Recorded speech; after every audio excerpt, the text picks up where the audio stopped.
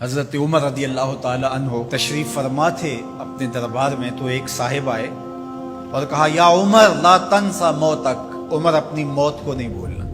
یار بھرے دربار میں کسی کو یہ بات کہی جائے تو اس کا رد عمل کیا ہوگا، لیکن حضرت عمر رضی اللہ تعالیٰ عنہ یوں کانپنے لگے جس طرح بید کی شاخ کانپتی۔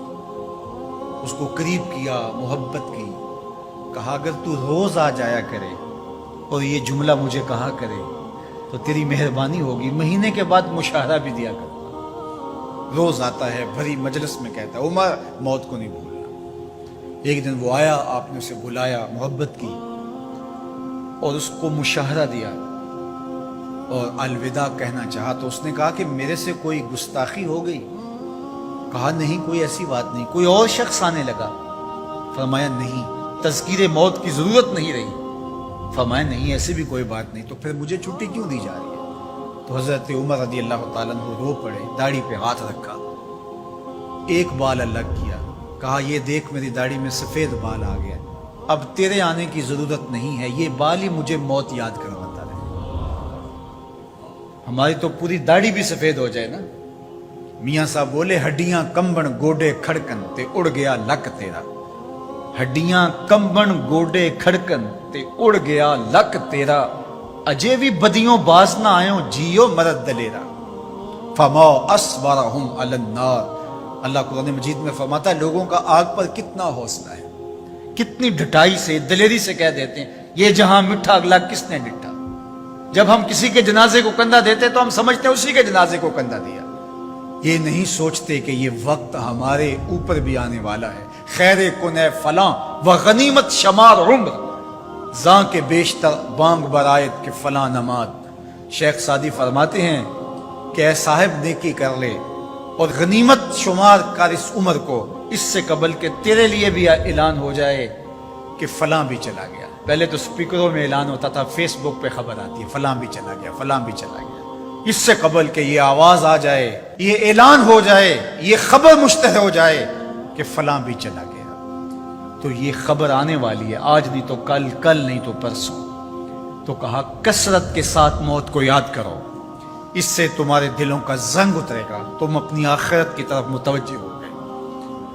اور دوسری بات ارشاد فرمائی وَتِلَاوَةُ الْقُرْآنِ، اور قرآن مجید کی تلاوت کرو۔ قرآن مجید کی تلاوت اگر تمہاری زندگی کا معمول بن گیا تو تلاوت ایسا نور ہے جو دلوں کے زنگ اتار دیتا ہے اور اللہ کی معرفت کا رنگ چڑھا دیتا ہے۔ اس لیے دو چیزیں دلوں کے زنگ اتارتی ہیں، ایک کثرت کے ساتھ موت کو یاد، اس کے لیے کوئی نصاب نہیں پڑھنا پڑتا، کسی کے پاس جا کے بیٹھنا نہیں پڑتا، یہ خاموش مبلغ ہے، اس مبلغ کو سننے کے لیے سفر کر کے نہیں جانا پڑتا، اس کو کسی ٹیپ ریکارڈر کے اندر محفوظ کر کے کان کے ساتھ نہیں لگانا پڑتا، کوئی بٹن آن نہیں کرنا پڑتا، اب لائٹ ہے اب سن سکوں گا، اب لائٹ چلی گئی اب نہیں سن سکوں گا، اس کے لیے کوئی وقت متعین اور مقرر نہیں ہے۔ یہ ایسا مبلغ ہے، یہ خاموش واعظ ہے، جب چاہو اس کو سن سکتے ہو۔ تو کثرت کے ساتھ موت کو یاد کرنا یہ تمہارے لیے دلوں کے زنگ اتارنے کا سبب۔ اور دوسری چیز ارشاد فرمائی وَتِلَاوَةُ الْقُرْآنِ، اور قرآن مجید کی تلاوت۔ جب قرآن مجید کی تلاوت معمول زندگی بن جاتی ہے تو دلوں کے زنگ قرآن مجید اتارتا ہے۔ اس سے بہتر دلوں کو پاک کرنے والی اور چیز ہو کیا سکتی ہے؟